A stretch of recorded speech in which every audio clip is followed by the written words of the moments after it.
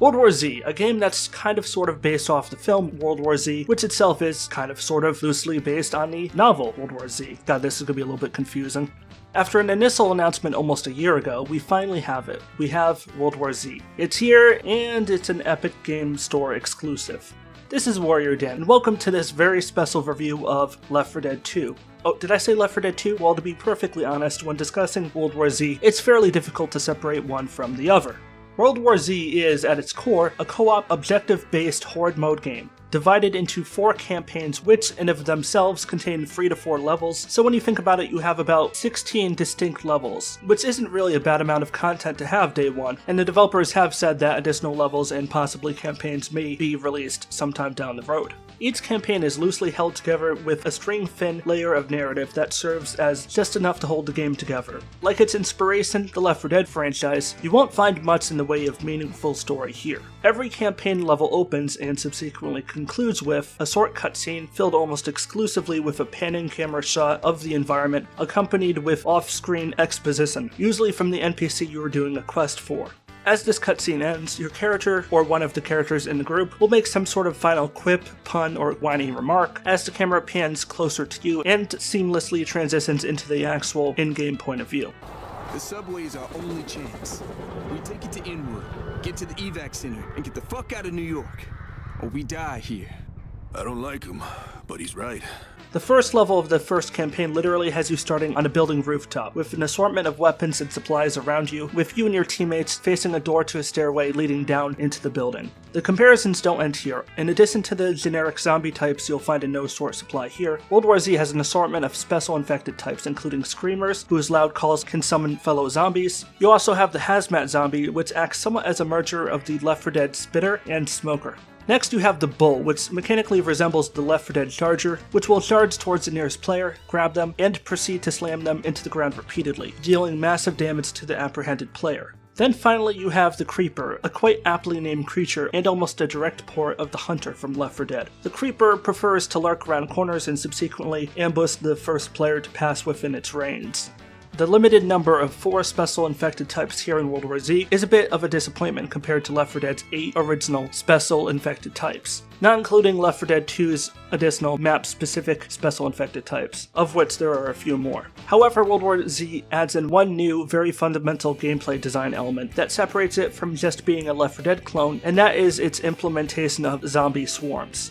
There's nothing quite like seeing hundreds or even thousands of zombies just climbing over each other, forming insectile piles, throwing themselves at you with absolutely no regard for their own survival. I find it amazing how Saber Interactive took full advantage of the Unreal 4 engine toolkit and managed to push the engine past the limit of what I could possibly expected from it. Unreal Engine 4 is without dispute the most powerful current-gen game development engine on the market, yet I was curious to see how well it could render all these zombies, and subsequently how many dead bodies laying on the ground it could handle.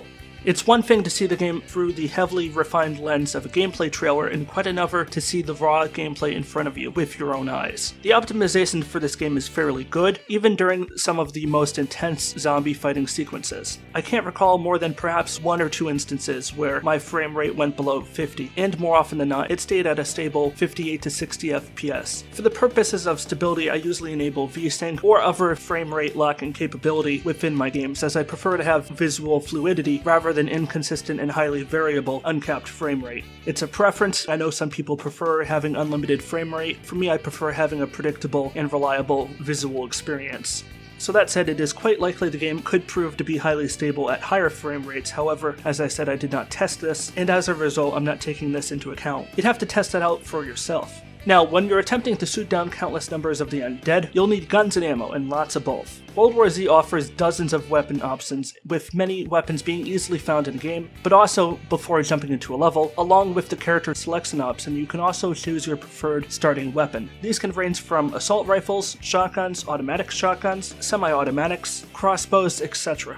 You'll also have a limited number of melee weapons present in-game, such as the chainsaw, very similar to the chainsaw in Dead Rising 4, which is to say overbearingly slow and offers limited effectiveness in most situations. In addition to these weapons, you can also use traps in the form of tools like the barbed wire, which can slow down oncoming zombies, and the turret gun, which can auto-fire upon any and all inbound zombies. However, the usefulness of these objects are once again fairly limited. Players are prohibited from placing these tools down wherever they want, and thereby creating a degree of strategy and team coordination within the game, but rather can only place these objects within one of a handful of predetermined choke points, which can be highly frustrating. A horde mode game like this should never be in the business of restricting player movement by forcing them to remain in any one area, which can be easily overwhelmed by enemies. Now let's talk about characters. One of the best elements of other horde mode FPS games like Killing Floor 2 is the amount of character interactions and individual dialogue each character has. If you have a class-based game where none of the classes have any personality and only distinguish themselves from one another by slight passive buffs here or there, you have the building blocks of what very well might form a fairly forgettable experience. My overall impression of World War Z is visually stunning at times, a great selection of weapons, very well done AI for the most part, and decent, albeit predictable, map design. For those looking for a successor to Left 4 Dead 2, you'll find no truer inheritor to that title on the market right now than World War Z. But it's not fair to say World War Z is simply the continuation of Left 4 Dead 2's legacy, with the new presence of zombie swarms and a more open-ended level design. World War Z is also the evolution of what Left 4 Dead 2 started, a game bearing strong throwbacks to the past, while also providing a lesson or two for other studios, including Valve, to learn and hopefully act upon in future releases. On that note, that wraps up this review. If you enjoyed this video or found it informative, please do hit that like button, and if you want to see more game reviews and other such content, click the subscribe button and hit the bell to opt into getting manual notifications so you can be among the first to know when a new video goes live. This is WarriorDan signing out. Stay awesome everybody, and peace out.